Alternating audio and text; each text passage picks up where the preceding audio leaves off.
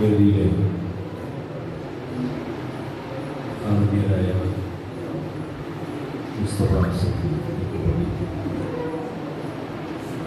ബഹുമാനായ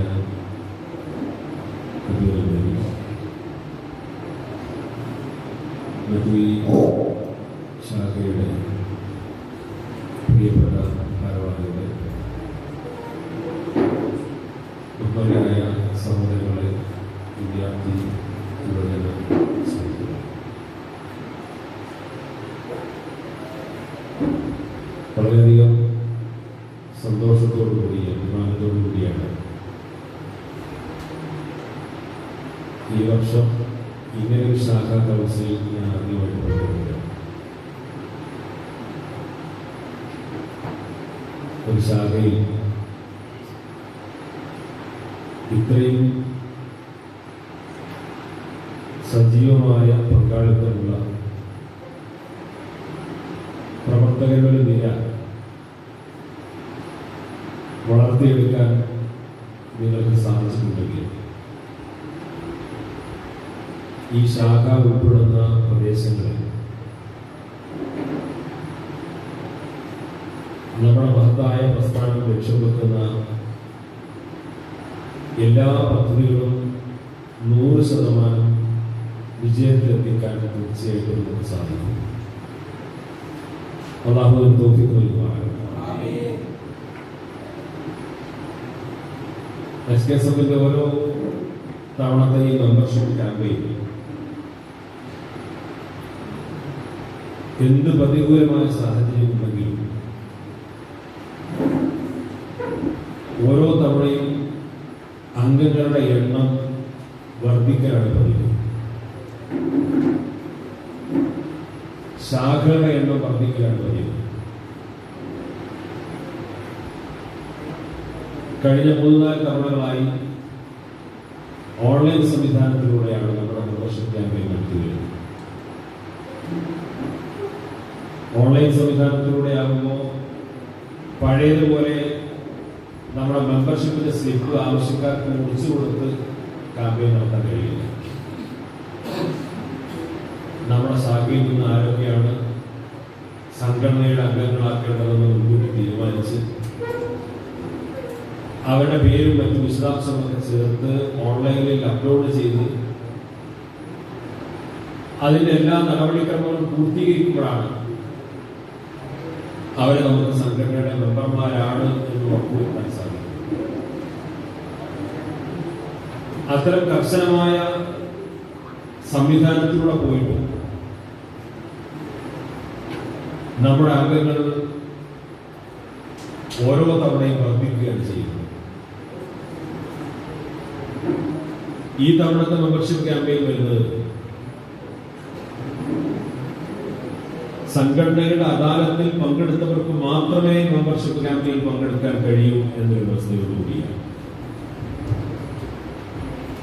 സംഘടനാ അദാലത്ത് കൃത്യമായ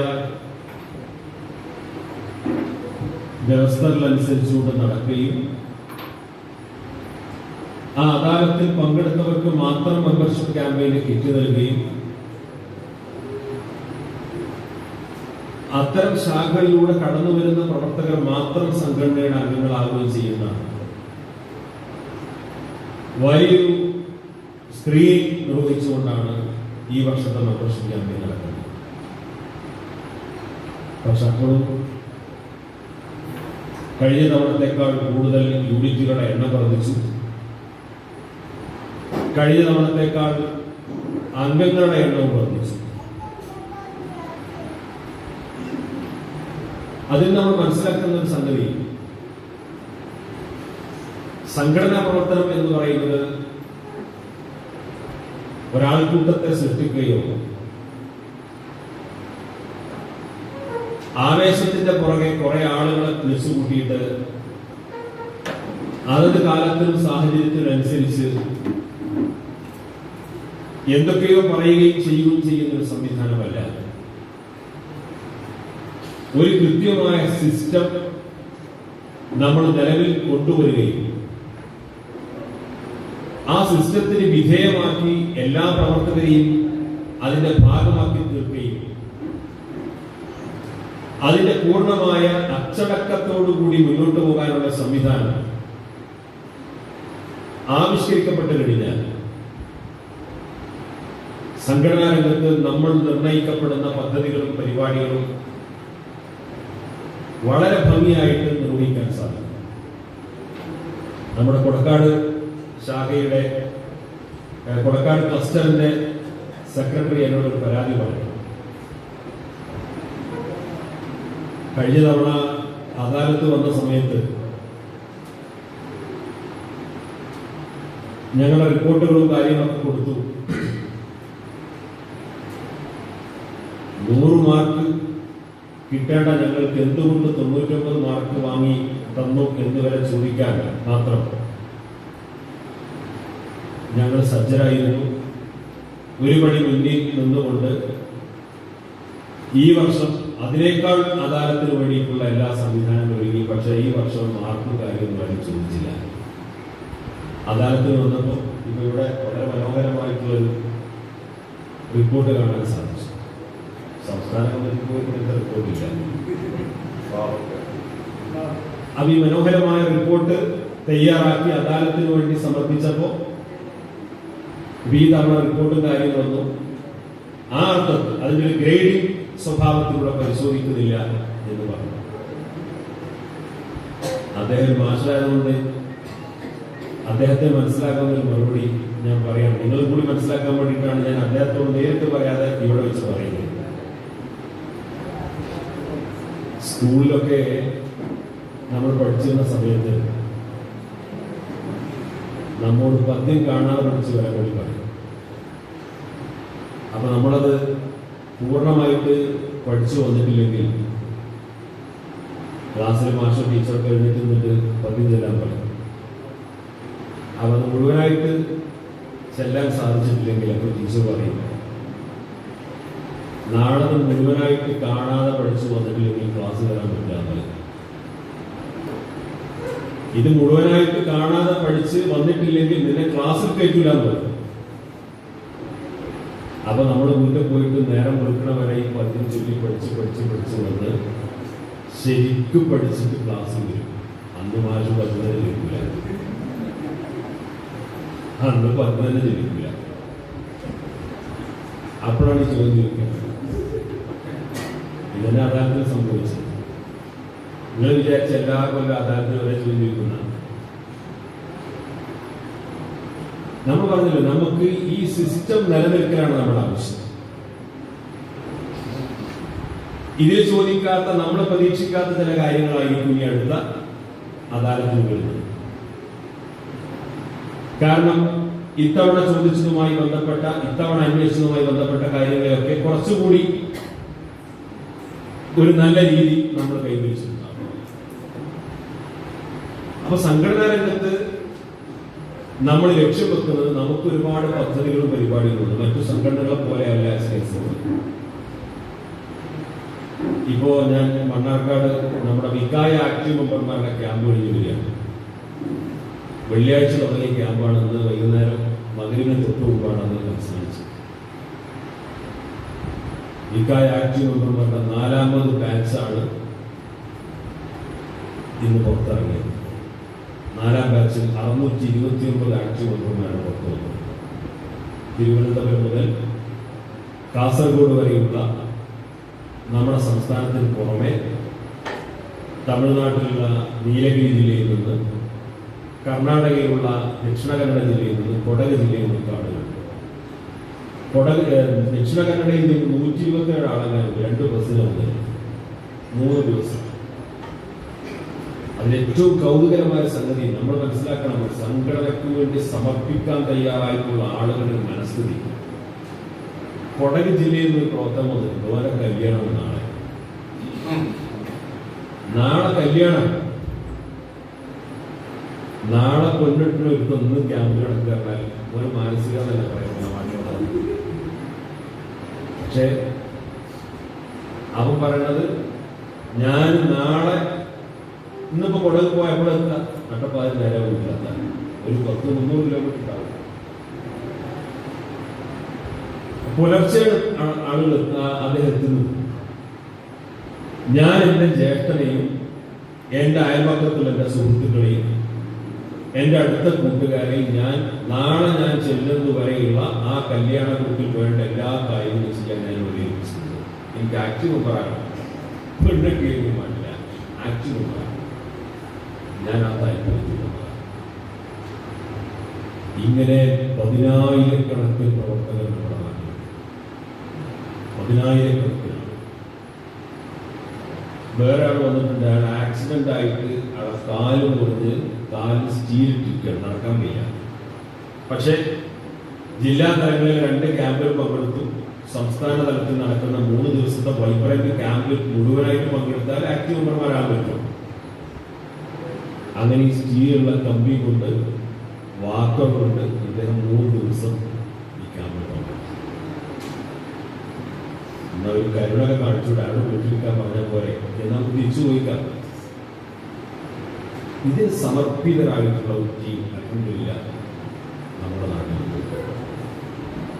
ഇതിൽ നമുക്ക് ഇനി ചെയ്യാനുള്ള കാര്യം എന്താണെന്ന് വെച്ച് കഴിഞ്ഞാൽ, നിങ്ങളെപ്പോലെ ഇതൊരു ശാഖയുടെ കൗൺസിലാണ്. ഇത്രയും ആളുകളെ നമുക്ക് പങ്കെടുപ്പിക്കാൻ സാധിച്ചു. നമ്മുടെ നാട്ടിലുള്ള മുഴുവൻ വീടുകളിലും മുഴുവൻ കുടുംബാംഗങ്ങൾക്കിടയിൽ മുഴുവൻ ആളുകൾക്കിടയിൽ നമ്മുടെ സംഘടനയുടെ വ്യത്യസ്തമായ പദ്ധതികളും സംരംഭങ്ങളും പരിചയപ്പെടുത്തി അവർക്ക് ഇതിന്റെ ഭാഗമാക്കി മാറ്റുക എന്നുള്ളതാണ്. ആ സംഘടനാവൽക്കരണം എന്നതിന്റെ താല്പര്യം അതൊരു കേവല സംഘടനാ പ്രവർത്തനമല്ല.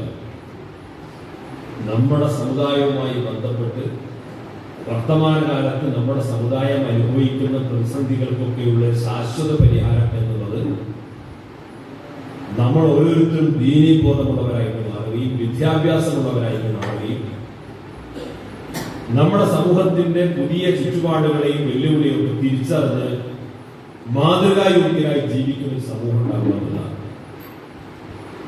ലോകത്തുടനീളം മുസ്ലിം സമൂഹം അനുഭവിക്കുന്ന ഏറ്റവും വലിയ വെല്ലുവിളി എന്താണെന്ന് വെച്ച് കഴിഞ്ഞാൽ, ഇന്നത്തെ വെല്ലുവിളി ഇസ്ലാമോഫോബിയ എന്ന് പറയും. ഒരു തരം ഇസ്ലാം ഭീതി ലോകത്താകെ പടർന്നു പിടിച്ചിരിക്കുക. മുസ്ലിങ്ങൾ എന്ന് പറഞ്ഞാൽ അവരെന്തോ അപകടകാരികളാണ് എന്ന് മുസ്ലിങ്ങളല്ലാത്തവരൊക്കെ വിശ്വസിച്ചു പോയിരിക്കും. ആ പ്രചാരണത്തിന്റെ ശക്തിയിൽ നമ്മുടെ സമുദായത്തിനകത്തുള്ള ആളുകളും ഞാൻ ഇസ്ലാമികമായ വേഷത്തോടുകൂടി അങ്ങനെ കയറി ചെന്ന അവരെന്താ വിചാരിക്കുക, ഞാനൊരു തൊപ്പി ധരിച്ചിട്ടുണ്ട് ചെന്നാൽ എന്നെ കുറിച്ച് അവരെന്ത് ധരിക്കും, ഞാനൊരു മുസ്ലിമാണെന്ന് അറിഞ്ഞു കഴിഞ്ഞാൽ എന്നെ കുറിച്ച് മറ്റുള്ളവരെന്ത് ധരിക്കും എന്ന ആ അപകർഷതാബോധം സമുദായത്തിനകത്ത്. നിങ്ങൾ ആലോചിച്ചു ആ സമൂഹത്തിൽ എങ്ങനെ വളരാൻ പറ്റും? സമുദായത്തെ കുറിച്ച് പുറത്ത് മുഴുവൻ ഇവർ അപകടകാരികളാണെന്ന് നിരന്തരമായി പ്രചരിപ്പിച്ചുകൊണ്ടിരിക്കുന്നു. നമ്മളൊരു വർഗീയതയും പറഞ്ഞിട്ടില്ലെങ്കിൽ പോലും നമ്മളെ ചൂണ്ടിയിട്ട് വർഗീയത ആരോപിക്കപ്പെടുന്ന ഒരു കാലം. ഇത് കണ്ട് ഭയപ്പെട്ടിട്ട് നമ്മളോ ഞാനൊരു മുസ്ലിമാണ് എന്ന് പരസ്യമായി പറയുകയോ പ്രകടിപ്പിക്കുകയോ ആ ബോധം നിലനിർത്തുകയോ അങ്ങനെ ജീവിക്കുകയോ ചെയ്താൽ മറ്റുള്ളവർ എന്നെ കുറിച്ച് എന്ത് ധരിക്കും എന്ന അപകർഷതാബോധം. ഇത്തരം ഒരു സാഹചര്യത്തിലേക്ക് നമ്മുടെ സമൂഹം പോയാൽ നമ്മൾ എവിടെ എത്തും? ഇവിടെയാണ് ഈമാനും തഖ്വയുമുള്ള ഒരു സമൂഹത്തെ വളർത്തിയെടുത്ത് അവർക്ക് വിദ്യാഭ്യാസം നൽകി അവർക്ക് ആരോഗ്യപരമായ സുരക്ഷ ഉറപ്പുവരുത്തി ഇന്നത്തെ കാലത്തിനും സമൂഹത്തിനും അനുസരിച്ച് മാതൃകായോഗ്യരായിട്ട് ജീവിക്കാനുള്ള ഒരു സമൂഹത്തെ ഉണ്ടാക്കിയെടുക്കുക എന്നുള്ളത്. ഇസ്ലാമിനെതിരെ എന്ത് പ്രചാരണം വന്നാലും ആ പറഞ്ഞ പ്രചാരണത്തിന് മറുപടി ഇന്ന പുസ്തകത്തിലുണ്ട് എന്ന് നമുക്ക് പറയാം. ഇസ്ലാമിനെതിരായിട്ട് നടത്തുന്ന ആ വിമർശനത്തിന് മറുപടി ഇന്നയാളുടെ പ്രസംഗം കേട്ടാൽ മതി എന്ന് നമുക്ക് പറയാം. ഇസ്ലാമിനെ കുറിച്ചും മുസ്ലിങ്ങളെ കുറിച്ചും പ്രചരിപ്പിക്കപ്പെടുന്നതിന് മറുപടി ആ ജീവിക്കുന്ന ആ കൂട്ടത്തിലുള്ള ആളുകളുമായി ഇടപഴകിയാൽ അറിയാൻ സാധിക്കുമെന്ന് ചൂണ്ടിക്കാണിക്കാൻ മാതൃകാപരമായ ജീവിതം നയിക്കുന്ന ഒരു സമൂഹത്തെ നമുക്ക് കാണിച്ചു കൊടുക്കാൻ പറ്റുന്നുള്ളതാണ്. എന്നിലൂടെയാണ് ഞാൻ എന്റെ മതത്തെ പ്രകടിപ്പിക്കേണ്ടത്. എന്റെ സംസാരത്തിലൂടെയല്ല, എന്റെ എഴുത്തിലൂടെയല്ല, എന്റെ ജീവിതത്തിലൂടെ പ്രകടിപ്പിക്കാൻ കഴിയും. പരിശുദ്ധ ഇസ്ലാമിന്റെ പാരമ്പര്യം അതാണ്. ഹജ്ജത്തുൽ വിദാഇൽ വെച്ചുകൊണ്ട് റസൂലുള്ളാഹി സ്വല്ലല്ലാഹു അലൈഹി വസല്ലം തങ്ങൾ 23 വർഷക്കാലത്തെ പ്രബോധനത്തിൽ പരിസമാപ്തി കുറിച്ചുകൊണ്ട് അവിടെ കൂടിയ 1.25 ലക്ഷത്തോളം വരുന്ന സ്വഹാബത്തിനോട് പറഞ്ഞത്, ഈ ദീനിവിടെ പൂർത്തീകരിച്ചിരിക്കുന്നു. ഈ ചരിത്ര സംഗമത്തിന് സാക്ഷികളാവാത്തവരിലേക്ക്, വിവിധ രാജ്യങ്ങളിലേക്ക്, പ്രദേശങ്ങളിലേക്ക്, നാട്ടിലെ ജനങ്ങളിലേക്ക് നിങ്ങൾ ഈ സന്ദേശം എത്തിച്ചു കൊടുക്കണം. എങ്ങനെ എത്തിച്ചു കൊടുക്കണം?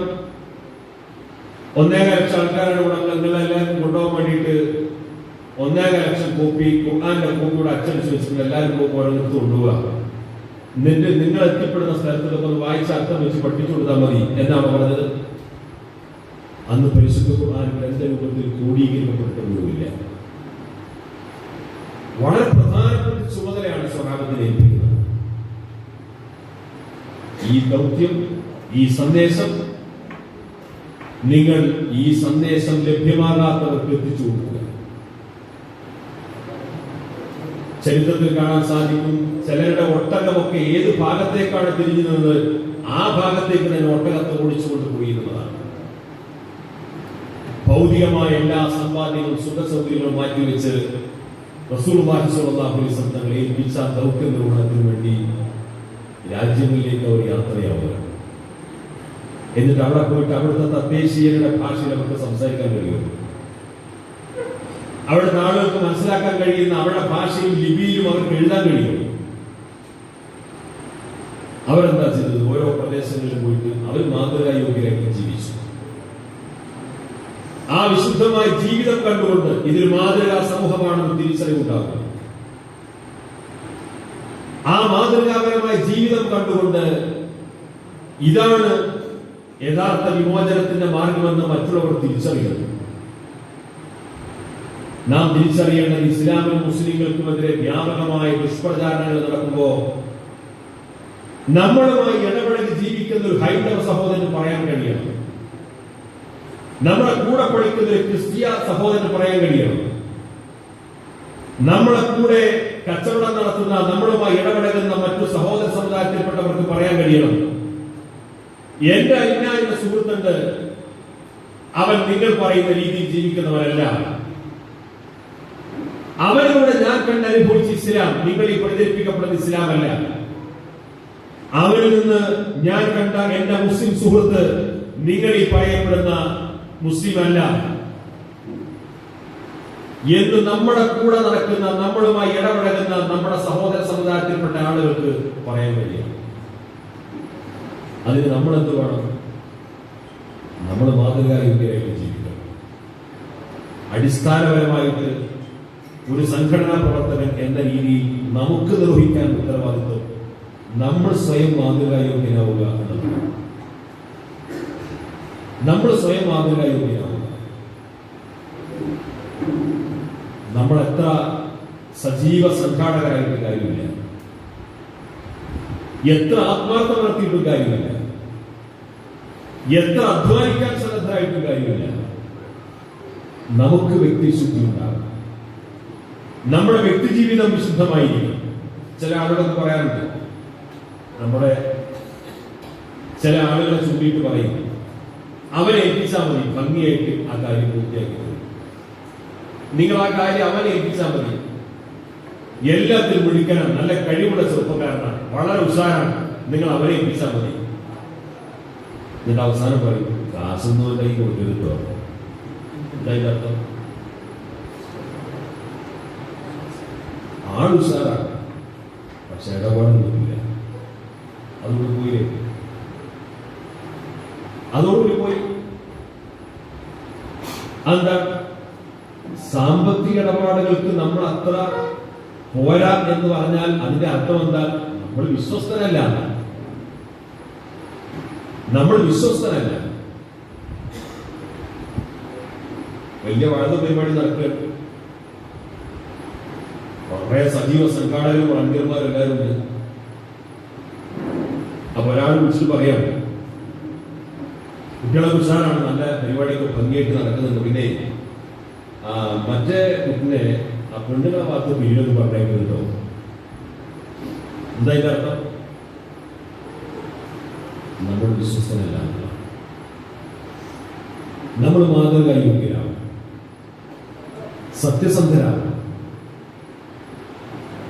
ആ സത്യസന്ധതയും വിശുദ്ധിയും നമ്മൾ ഓരോരുത്തരുടെയും ജീവിതത്തിൽ നിലനിർത്തുമ്പോഴാണ് നമ്മൾ യഥാർത്ഥ സംഘാടകരാവുക. അതിലൂടെ മാത്രമേ നമുക്കൊരു താഴിയായിട്ട് മാറാൻ സാധിക്കൂ.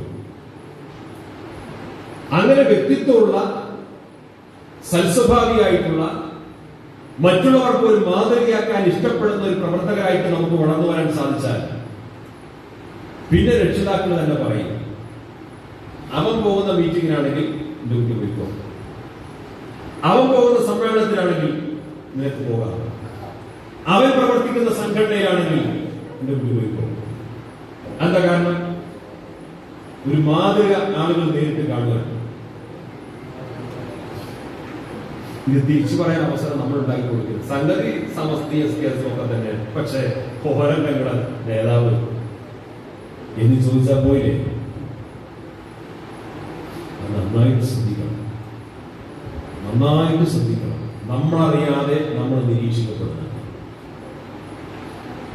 കാണുമ്പോൾ ശരിക്കും വർത്താനം പറയുമ്പോൾ ചെയ്യും, പക്ഷെ ആള് അത്ര ശരിയിലുണ്ടോ എന്ന് പറയും. അത് നമ്മൾ നന്നായിട്ട് ശ്രദ്ധിക്കണം.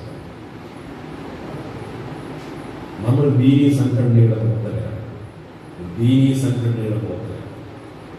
അപ്പൊ അതിൻ്റെതായിട്ടുള്ള അച്ചടക്കവും വിശുദ്ധിയും സത്യസന്ധതയും മറ്റുള്ളവർക്ക് നമ്മളിലുള്ള വിശ്വാസ്യതയും നിലനിർത്തിക്കൊണ്ട് മുന്നോട്ട് കൊണ്ടുവരികയാണ്. അങ്ങനെ മാതൃകായോഗ്യമായിട്ട് നമ്മൾ പ്രവർത്തിച്ചു വന്നു കഴിഞ്ഞാൽ നമ്മൾ എന്തു പറഞ്ഞാലും അത് കേൾക്കാൻ, നമ്മൾ ചോദിക്കുന്ന കാശ് തരാൻ, നമ്മൾ ആവശ്യപ്പെടുന്ന എന്തും ചെയ്തു തരാൻ, നമ്മൾ അവതരിപ്പിക്കുന്ന ഏത് പദ്ധതിയും ഏറ്റെടുക്കാൻ, നമ്മൾ എന്തു പറഞ്ഞാൽ ഇടവും വലവും നോക്കാതെ അത് സ്വീകരിക്കാനും ഏറ്റെടുക്കാനും എല്ലാവരും ചെയ്യണം. അപ്പൊ നമ്മുടെ മഹൽ കമ്മിറ്റി അംഗീകരിക്കും, മദ്രസ കമ്മിറ്റി അംഗീകരിക്കും, കാരണവന്മാരും അംഗീകരിക്കും. എല്ലാവർക്കും ഇഷ്ടപ്പെട്ടവരായിട്ട് നമുക്ക് മാറാൻ പറ്റും. മറ്റുള്ളവരുടെ കുറെ പ്രീതി സമ്പാദിക്കുക എന്നല്ല ഞാൻ പറഞ്ഞതിന് താല്പര്യം. പക്ഷേ നമ്മൾ അത്രവേ വിശ്വാസതയും അംഗീകാരവുമുള്ള ഒരു വിഭാഗമായിട്ട് നമുക്ക് പ്രവർത്തിച്ചു വരാൻ സാധിക്കും. എന്നിട്ടാണ് നമ്മൾ നമ്മുടെ ആയുധങ്ങൾ പുറത്തെടുക്കുക. ഇവിടെ സൂചിപ്പിച്ചതുപോലെ നമുക്കിവിടെ സഹചാരി വേണം, സഹചാരി സെന്റർ വേണം, CDPയുടെ സെന്ററുകൾ വേണം, ക്യാമ്പസിൽ പഠിച്ചുകൊണ്ടിരിക്കുന്ന കുട്ടികളുടെ കൂട്ടായ്മ ഉണ്ടാവണം, ദർസർവി കോളേജിൽ പഠിച്ചുകൊണ്ടിരിക്കുന്ന കുട്ടികൾ കൂട്ടായ്മ ഉണ്ടാവണം, നമ്മുടെ നാട്ടിലെ ഉദ്യോഗസ്ഥന്മാരുടെ കൂട്ടായ്മ ഉണ്ടാകണം, SKSന്റെ ഡോക്ടർമാരുടെ വിങ്ങുണ്ട്, വക്കീലുമാരുടെ വിങ്ങുണ്ട്, അങ്ങനെ ഒരുപാട് വിങ്ങുണ്ട്. 10-18 വിങ്ങുകളുണ്ട്. നമുക്ക് ഈ 18 വിങ്ങുകൾ നമ്മൾ രൂപീകരിക്കുന്നതിന് താല്പര്യം SKSFിലേക്ക് കടന്നു വരുന്ന ഓരോ വ്യക്തിക്കും അവന്റെ അഭിരുചി അനുസരിച്ച് പ്രവർത്തിക്കാവുന്ന സ്പേസ് ഈ സംഘടനക്കുണ്ട്, അകത്തുണ്ട് എന്നതാണ്. ആര് സംഘടനയിൽ കടന്നു വന്നാലും അവന്റെ അഭിരുചി അനുസരിച്ച് പ്രവർത്തിക്കാവുന്ന ഒരു സ്പേസ് ഈ സംഘടനക്കകത്തുണ്ട്. അതാണ് SKSFിന്റെ ഈ ഘടനയുടെ പ്രത്യേകത. മറ്റാർക്കില്ല. ആര് വന്നാലും ചില ആളുകൾക്ക് കലാ സാഹിത്യ പ്രവർത്തനങ്ങളും സാംസ്കാരിക പ്രവർത്തനങ്ങളും താല്പര്യം. അവർക്ക് നമ്മുടെ മനീഷയുടെ പ്രവർത്തനം നടക്കുന്നുണ്ട്. സർക്കാർ സർവീസിലേക്ക് നമ്മുടെ ആളുകൾ എത്തിക്കുക, അതിന് CDP ഉണ്ട്. വിദ്യാഭ്യാസ രംഗത്ത് പഠിച്ചുകൊണ്ടിരിക്കുന്ന കുട്ടികളെ പരമാവധി അവർക്ക് ആവശ്യമായ സഹായവും ഗൈഡൻസും മോട്ടിവേഷനും കൊടുത്ത് അവർ ഉന്നത സ്ഥാനങ്ങളിൽ എത്തിക്കുക. ട്രെൻഡിന്റെ പ്രവർത്തനം നടക്കുന്നുണ്ട്. നമ്മുടെ സമൂഹത്തിനകത്തും പുറത്തുമുള്ള അകത്തുള്ള സംസ്കരണ പ്രവർത്തനങ്ങളും പുറത്തുള്ള ധാരണാ പ്രവർത്തനങ്ങളും അതിൽ താല്പര്യമുള്ളവർക്ക് ഇബാദിന്റെ പ്രവർത്തനം നടക്കുന്നുണ്ട്. വികായ, ക്യാമ്പസ് വിങ്, അങ്ങനെ പറഞ്ഞു കുറെ പോകാൻ പറ്റും. അപ്പൊ ആര് നമ്മുടെ സംഘടനയിലേക്ക് കടന്നു വന്നാലും അവരുടെ കഴിവും അഭിരുചിയും അനുസരിച്ച് പ്രവർത്തിക്കാവുന്ന ഒരു സംവിധാനം നമുക്കറിയാം. ഇപ്പൊ ഏറ്റവും അവസാനമായിട്ട് നമ്മൾ സംഘടനാ പദ്ധതി എന്നതിനേക്കാളപ്പുറം സമുദായത്തിന്റെ ഭാവി കൂടി കണ്ടുകൊണ്ട് ഒരു ബൃഹത്തായ പദ്ധതിയാണ് CDPയിലൂടെ നമ്മൾ അവതരിപ്പിച്ചത്. അത് സബ് കമ്മിറ്റി ഉണ്ടാക്കിയിട്ട് പദ്ധതി പറഞ്ഞതല്ല. നിങ്ങൾക്കൊക്കെ ഓർമ്മയുണ്ടാകും, കോവിഡിന്റെ 1ാം തരംഗത്തിനും 2ാം തരംഗത്തിനിടയിൽ നമ്മൾ മാത്രം മുതലെടുത്ത സംഗതിയാണ് മുന്നേറ്റ യാത്ര. നമ്മൾ മുന്നേറ്റ യാത്ര വിജയിപ്പിച്ച് കണ്ടപ്പോഴേക്ക് മറ്റുള്ളൊരു ജാഥ പ്രഖ്യാപിച്ചിട്ട് 2ാം തരംഗം വന്നു. നമ്മൾ അൽഹംദുലില്ലാ അന്ന് കേരളത്തിൽ 63 കേന്ദ്രങ്ങളിൽ ആയിരക്കണക്കിന് ആളുകൾ തടിച്ചുകൂടിയിട്ടുള്ള മുന്നേറ്റ യാത്ര. ആ മുന്നേറ്റ യാത്രയിൽ ഒരു ആക്ഷേപമില്ല, ഒരു പരിഹാസമില്ല, ഒരു വിമർശനമില്ല, ഒരു മറുപടിയില്ല, മറ്റു അവാന്തര വിഭാഗങ്ങളെ കുറിച്ചോ മറ്റു തർക്ക വിതർക്കങ്ങളെ കുറിച്ചോ ഒന്നും ഉണ്ടായില്ല. ഒരേ ഒരു വിഷയം സംസാരിച്ചു. മുസ്ലിം ഉമ്മത്ത് ഇന്ത്യ രാജ്യത്തിന് നേരിട്ടിരിക്കുന്ന പ്രതിസന്ധികൾക്കുള്ള ശാശ്വത പരിഹാരം നമുക്ക് അധികാര പങ്കാളിത്തം ഉണ്ടാവലാണ്. അധികാര പങ്കാളിത്തം എന്ന് പറഞ്ഞാൽ ഈ രാജ്യത്തിന്റെ ബ്യൂറോക്രസിയിലേക്ക്, ഉദ്യോഗസ്ഥ സംവിധാനത്തിലേക്ക് മുസ്ലിം സമുദായത്തിന് പ്രാതിനിധ്യം ഉണ്ടാക്കലാണ്. അത് കൃത്യമായ ഡാറ്റകൾ വെച്ചുകൊണ്ട് നമ്മുടെ സമുദായത്തോട് സംസാരിച്ചപ്പോൾ അതിന് വലിയ സ്വീകാര്യതയും അംഗീകാരവും നേടിയെടുക്കാൻ സാധിച്ചു. ഇന്ന് ഒരുപാട് കേന്ദ്രങ്ങൾ CDPയുടെ സന്ധ്യകൾ ആരംഭിച്ചു. 2000-ലധികം ഉദ്യോഗാർത്ഥികൾ ഇന്ന് പരിശീലനം നേടിക്കൊണ്ടിരിക്കുന്നു.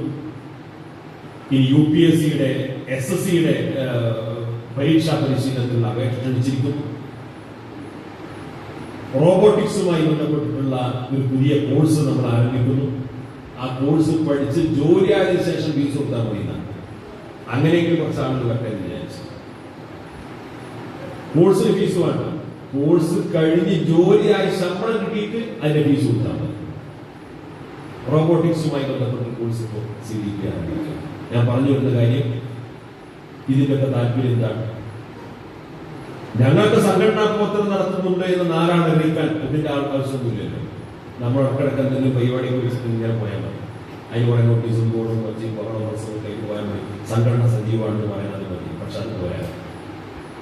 നമ്മൾ ചെയ്യുന്ന പ്രവർത്തനങ്ങളുടെ റിസൾട്ട് ഈ സമുദായത്തിൽ കാണാൻ സാധിക്കണം, സമുദായത്തിന് അനുഭവിക്കാൻ സാധിക്കണം, അതിന്റെ ഗുണഫലങ്ങൾ സമുദായത്തിൽ കിട്ടണം. ഇന്ന് നമ്മൾ നേരിടുന്ന ഏറ്റവും വലിയ പ്രതിസന്ധി നമ്മുടെ അവകാശങ്ങൾ ഓരോന്നോരോന്നായി ഇല്ലായ്മ ചെയ്തുകൊണ്ടിരിക്കുന്ന ഒരു കാലമാണ്. അതിന്റെ പരിഹാരം ഈ രാജ്യത്തെ സർക്കാർ, സംസ്ഥാന, കേന്ദ്ര, സംസ്ഥാന സർവീസുകളിൽ നമ്മുടെ സമുദായത്തിന് പ്രാതിനിധ്യം ഉണ്ടാക്കുക ഒരു കാര്യമാണ്. ആ ഒരു തലത്തിലേക്ക് വളർന്നതിന് വേണ്ടിയിട്ടാണ് നമ്മുടെ നാട്ടിൽ നമ്മുടെ സമുദായത്തിലെ അംഗങ്ങളെ സർക്കാർ സർവീസിലേക്ക് എത്തിക്കുന്നതിന് വേണ്ടിയിട്ട് നമ്മൾ CDP, ഇവിടെയും CDP ആരംഭിച്ചുകൊണ്ട് കുറച്ച് കുട്ടികൾ രജിസ്റ്റർ ചെയ്തിട്ടുണ്ട്. നിങ്ങൾ 20, 30, 35 പോരാ. ഇത്രയും ശാഖാ കൗൺസിലർമാർ പങ്കെടുക്കുന്ന സ്ഥലത്ത് അത്ര ആളുകൾ CDP ചേർന്നാൽ പോരാ. നിങ്ങൾ ചെയ്തതിനെ ഞാൻ അഭിനന്ദിക്കുന്നു, പക്ഷേ നമ്മൾ അത്ര ചെയ്താൽ പോരാ. ഒരു 100 പേരെയും മത്സര പരീക്ഷകളിൽ പങ്കെടുപ്പിക്കാൻ, നിരന്തരമായി പരിശീലിപ്പിക്കാൻ സാധിച്ചാൽ ഒരു 3-4 വർഷമാകുമ്പോഴേക്ക് ഒരു 15-20 ആളുകളെ സർക്കാർ സർവീസിലെത്തിക്കാൻ പറ്റും. അതിന് നമ്മൾ നിരന്തരമായിട്ട് പരിശ്രമിക്കണം. ഈ ശാഖയിൽ നിങ്ങൾക്കൊരു 5 വർഷം കൊണ്ട് 20-ഓ 25-ഓ സർക്കാർ ഉദ്യോഗസ്ഥന്മാരെ ഈ ശാഖയിൽ സൃഷ്ടിച്ചെടുക്കാൻ സാധിച്ചാൽ പിന്നെ ഒരു 50 കൊല്ലം ആ മേഖലയിൽ ഒരു പണിയെടുത്തില്ലെങ്കിൽ കുഴപ്പമില്ല. അത്യാവശ്യം വിവരം, ബോധവും ഉദ്യോഗ മേഖലയിൽ പിടുത്തൊക്കെയുള്ള ഒരു 25 ആളെ നമ്മുടെ നാട്ടിലുണ്ട് എന്ന് അഭിമാനത്തിൽ പറയാൻ പറ്റും. കുറച്ചൊക്കെ സമുദായത്തോട് മുന്നൂറുള്ളവരാവും വേണം. ശമ്പളം വാങ്ങി ഒരു വീട് കയറ്റി ഒരു ഭാര്യ കുട്ടികളെ ജീവിച്ചാൽ പോരാ. അതിന് ആ ഒരു ബോധവും നമ്മൾ ഈ പരിശീലനത്തിനിടയിൽ കൊടുക്കണം. പിന്നെ ഇപ്പൊ നടന്നുകൊണ്ടിരിക്കുന്ന പ്രത്യേകിച്ച് എന്റെ യുവാക്കളെ, ചെറുപ്പക്കാർ മനസ്സിലാക്കുന്ന ഒരു കാര്യം, ഇപ്പൊ നമ്മുടെ നാട്ടിൽ നടന്നുകൊണ്ടിരിക്കുന്ന ഒരു കാര്യം എന്താണെന്ന് വെച്ച് കഴിഞ്ഞാൽ, എന്ത് മുസ്ലിങ്ങളുമായി ബന്ധപ്പെട്ട പ്രശ്നങ്ങളുണ്ടെങ്കിലും അതിനെ വൈകാരികമായിട്ട് അവതരിപ്പിക്കുക.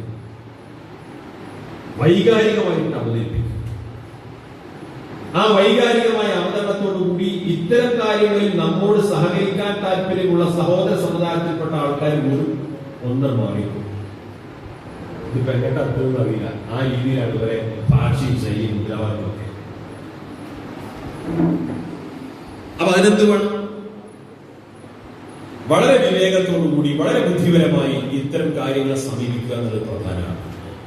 നമ്മുടെ നേതാക്കളൊക്കെ അത്തരമൊരു ശൈലിയാണ് സ്വീകരിക്കാറുള്ളത്. പാലാ ബിഷപ്പുമായി ബന്ധപ്പെട്ട പ്രസ്താവന ഉണ്ടായപ്പോൾ ആ പ്രസ്താവന വന്ന അന്ന് മുതൽ ചാനൽ ചർച്ചകളും ബഹളവും ആരോപണ പ്രത്യാരോപണങ്ങളും സോഷ്യൽ മീഡിയ ചർച്ചകളും വലിയ തോതിലുള്ള വർഗീയമായ ആരോപണ പ്രത്യാരോപണങ്ങളല്ലേ നമ്മുടെ നാട്ടിൽ നടന്നു. അയാൾ ബിഷപ്പ് ഹൗസിലേക്ക് മാർച്ച് നടത്തുക, അയാളെ തെറി വിളിക്കുക, എന്തെല്ലാം നടന്നു. സഹോദര സമുദായത്തിൽപ്പെട്ട ആളുകളുമായി നമ്മളുള്ള ബന്ധത്തെ തകർക്കാൻ കാരണമാകുന്ന ശൈലിയും സമര രീതിയുമാണ് പലരും സ്വീകരിച്ചത്. ഈ ബഹളത്തിന്റെ മൂർച്ഛിച്ചു നിൽക്കുന്ന സമയത്താണ് ചരിത്ര വിദ്യാർത്ഥികൾ നാളെ പഠിക്കും, ചരിത്ര വിദ്യാർത്ഥികൾ നാളെ വിലയിരുത്തും. പാലാ ബിഷപ്പ് മുസ്ലിം സമുദായത്തിനെതിരെ നിരുത്തരവാദപരമായ ആരോപണം ഉന്നയിച്ചിട്ട് ആ ആരോപണവുമായി ബന്ധപ്പെട്ട വിവാദങ്ങൾ കെട്ടടങ്ങിയത് എങ്ങനെയെന്ന് നാളെ ഒരു ചരിത്ര വിദ്യാർത്ഥി പഠിച്ചാൽ സത്യസന്ധമായി ചരിത്രം പറയുന്ന ഒരു മറുപടി പറയുന്നു. സമസ്ത കേരള ജംഇയ്യത്തുൽ ഉലമയുടെ അധ്യക്ഷൻ 45 മണിക്കൂർ ദൈർഘ്യമുള്ള ഒരു വാർത്താ സമ്മേളനം നടത്തി ബിഷപ്പിനെ വിമർശിക്കേണ്ടിടത്ത് വിമർശിച്ചു, ഇസ്ലാമിന്റെ നയങ്ങൾ കൃത്യമായിട്ട് പറഞ്ഞു, മാന്യമായിട്ട് അവതരിപ്പിച്ചു. ഒരു ബഹുസ്വര സമൂഹത്തിൽ മതമേലധ്യക്ഷന്മാർ പുലർത്തേണ്ട മാന്യതയെ കുറിച്ച് അദ്ദേഹം കേരളീയ പൊതുസമൂഹത്തോട് വിശദീകരിച്ചതിന് ശേഷം അതുമായി ബന്ധപ്പെട്ട ഒരു വിവാദവും നമ്മുടെ സംസ്ഥാനത്ത് ഉണ്ടായിട്ടില്ല. അമുസ്ലിം സമുദായത്തിൽപ്പെട്ട ക്രൈസ്തവ സമുദായത്തിൽ തന്നെയുള്ള ഒട്ടേറെ ആളുകൾ ആ വാർത്താ സമ്മേളനത്തിൽ പ്രകടിപ്പിച്ചു. കോഴിക്കോട്ടെ മാധ്യമ പ്രവർത്തകർ എന്ന് പറഞ്ഞു കഴിഞ്ഞാൽ വലിച്ചു കീറലാണ് നടത്തിയത്. എന്നോട് പറഞ്ഞു, നിങ്ങളെന്താ ഈ ചാനൽ ചർച്ചയ്ക്ക് പോകാത്തത്? ഞാൻ എന്താന്ന് പറയാം. കോഴിക്കോട്ടെ മാധ്യമ പ്രവർത്തകർ ഒരു പ്രത്യേക ജൻസികളാണ്. ഒരു വാർത്താ സമ്മേളനം നടത്തുമ്പോൾ ഒരാളെ കിട്ടിക്കഴിഞ്ഞാൽ തിരിച്ചും മറച്ചും അങ്ങനെ ഒരാളെ ചോദ്യം അവസാനിക്കാൻ കാത്തിട്ട് അടുത്ത ചോദ്യം നമുക്ക് ആലോചിക്കാൻ പോലും സമയമില്ല, ശ്വാസം വിടാൻ സമയമില്ല. തിരിച്ചും മറിച്ചും ചോദിച്ചിട്ട് ഏത് പ്രഗത്ഭനെയും അങ്ങോട്ട് ഇരിക്കും. ഇന്നും യൂട്യൂബിൽ ലൈവായിട്ട് കാണാൻ പറ്റും. മഹാരാജ് ജിഫ്രി മുത്തുക്കോയതന്റെ വാർത്താ സമ്മേളനം എന്തെല്ലാം ചോദ്യങ്ങൾ ഉന്നയിച്ചു. ആ ചോദ്യശാലകൾക്കൊക്കെ മാന്യമായി വിവേകത്തോടുകൂടി മറുപടി പറഞ്ഞെന്ന് മാത്രമല്ല, ആ പ്രശ്നം അവസാനിച്ചു എന്നുള്ളതാണ്, ആ വിവാദം കേരളത്തിൽ അവസാനിച്ചു എന്നുള്ളതാണ്. അപ്പൊ ഞാൻ പറഞ്ഞു വരുന്ന കാര്യം, നമ്മുടെ സമുദായത്തിൽ എന്ത് പ്രശ്നങ്ങൾ ഉണ്ടായാലും ആ പ്രശ്നത്തെ വൈകാരികമായിട്ട് അവതരിപ്പിച്ച് സഹോദര സമുദായങ്ങളുമായിട്ടുള്ള നല്ല ബന്ധങ്ങളെ തകർക്കുന്ന രീതിയാണ് പലരും ആവിഷ്കരിച്ചുകൊണ്ടിരിക്കുന്നത്. അവിടെയാണ് അല്പം സമാധാനവും അല്പം വിവേകവും ക്ഷമയും ഒക്കെ പാലിച്ചുകൊണ്ടുള്ള നമ്മുടെ ആദരണീയരായ ഉസ്താദുമാരുടെയും പണ്ഡിതന്മാരുടെയൊക്കെ സമീപനം. അതുകൊണ്ട് തന്നെ സമസ്ത കേരള ജംഇയ്യത്തുൽ ഉലമ എന്നൊക്കെ പറഞ്ഞു കഴിഞ്ഞാൽ ആ ഒരു മതിപ്പും സ്വീകാര്യതയും അംഗീകാരവും ഇന്നും പൊതുസമൂഹത്തിലുണ്ട്. ഇവരങ്ങനെ എടുത്തിയാണെന്നവരല്ല, കാര്യങ്ങൾ നിരീക്ഷിച്ച് നേരെ ചെറിയ വർത്തമാനം പറയുന്നവരാണ്. ഈ ഒരു ധാരണ പൊതുവെ നമ്മുടെ സമൂഹത്തിലുണ്ട്. അപ്പൊ വൈകാരികമായ പ്രകടനങ്ങൾ നടത്തിയിട്ട് നമ്മുടെ ചെറുപ്പക്കാരന്റെ ആവേശത്തെ, ചെറുപ്പക്കാരന്റെ ഊർജത്തെ, അവന്റെ കർമ്മശേഷിയെ അപകടകരമായ വഴികളിലേക്ക് തിരിച്ചുവിടാൻ പലരും ശ്രമിച്ചുകൊണ്ടിരിക്കുന്നു. അതിനെ നമ്മൾ തിരിച്ചറിയണം, അതിനെ നമ്മൾ പ്രതിരോധിക്കണം. നമുക്ക് മറ്റുള്ള ആളുകൾ ആരും അജണ്ട തരേണ്ട ആവശ്യമില്ല. നമ്മുടെ അജണ്ടകൾ നമ്മുടെ സംഘടന, നമ്മുടെ നേതൃത്വം തീരുമാനിക്കും. ആ അജണ്ടകൾ അനുസരിച്ച് മുന്നോട്ട് പോയാൽ നമുക്ക് ലക്ഷ്യത്തിലെത്താൻ സാധിക്കും. ഒരു കാര്യം കൂടി പറഞ്ഞ് അവസാനിപ്പിക്കുകയാണ്. CDP നിങ്ങൾ ഒന്നുകൂടി സജീവമാക്കണം. ഈ മഹലിൽ നിങ്ങളൊരു സർവേ നടത്തണം. 18 വയസ്സ് മുതൽ 35 വയസ്സിനിടയിൽ പ്രായമുള്ള ഏതെങ്കിലും മത്സര പരീക്ഷകൾ എഴുതാൻ ക്വാളിഫൈഡ് ആയിട്ടുള്ള മുഴുവൻ സ്ത്രീ പുരുഷന്മാരുടെയും സർവേ നടത്തണം. അവരെ വിളിച്ചുകൂട്ടിയിട്ട് പറയാം, നിങ്ങൾക്ക് ഇപ്പോൾ നിലവിലുള്ള ക്വാളിഫിക്കേഷനോ ഒന്നുകൂടി പരിശ്രമം നടത്തിയാൽ അതിന്റെ മുകളിലെത്താവുന്ന സംവിധാനത്തിലേക്ക് എത്തിക്കഴിഞ്ഞാൽ, കോഴ്സുകൾ പാസ്സായി കഴിഞ്ഞാൽ നിങ്ങളെ പഠനത്തിന് തടസ്സമില്ലാത്ത വിധം, നിങ്ങളെ ജോലിക്ക് തടസ്സമില്ലാത്ത വിധം, നിങ്ങളെ ബിസിനസ്സിന് തടസ്സമില്ലാത്ത വിധം, നിങ്ങൾ എന്ത് ഏർപ്പാട് നടത്തുന്നവരാണെങ്കിൽ അതൊന്നും തടസ്സമില്ലാത്ത വിധം നിങ്ങളുടെ ഒഴിവ് സമയത്തിൽ വിഹിതം മാറ്റിവെച്ചാൽ CDP ഓൺലൈൻ ക്ലാസ്സിൽ ചേരാൻ പറ്റും. ഓരോ ദിവസവും ഒരു 2 മണിക്കൂർ സമയം എപ്പോഴെങ്കിലും നീക്കിവെച്ച് ആ ക്ലാസ് കേൾക്കാനും ആവശ്യമായ ക്വസ്റ്റ്യൻ ബാങ്കുകളൊക്കെ സംഘടിപ്പിച്ചിട്ട് അതിന്റെ പരിശീലനത്തിലൊക്കെ ശ്രദ്ധിക്കാൻ സാധിച്ചാൽ വലിയ മാറ്റം നമ്മുടെ നാട്ടിൽ ഉണ്ടാക്കാൻ സാധിക്കും. നമ്മുടെ സമൂഹത്തിലെ അപകർഷതാബോധവും നിരാശയും വളർത്തി നമ്മൾ വലിയ കഷ്ടപ്പാടിലാണ് എന്ന് പറയാനും പാടി നടക്കാൻ ഇഷ്ടംപോലെ ആളുകളുണ്ട്. എന്താണ് ഇതിന് പരിഹാരം എന്ന് പറയാനോ ആ പരിഹാരം നിർദ്ദേശിക്കാനോ അതിന് കർമ്മപദ്ധതി തരാനോ ആരുമില്ല. അവിടെയാണ് SKSF അതിന്റെ ദൗത്യം നിർവഹിക്കുന്നത്.